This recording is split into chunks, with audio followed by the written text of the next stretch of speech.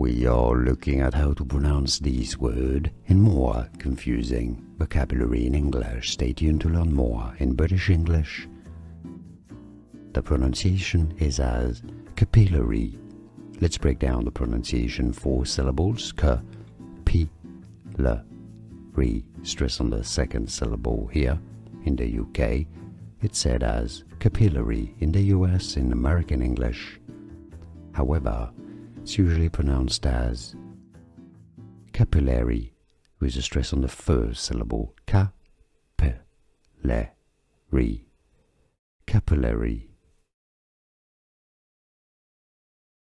We are looking at how to pronounce these words in more confusing vocabulary in English. Stay tuned to learn more in British English.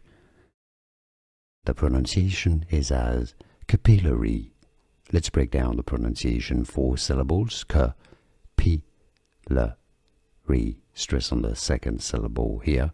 In the UK, it's said as capillary. In the US, in American English, however, it's usually pronounced as capillary, with a stress on the first syllable. Capillary.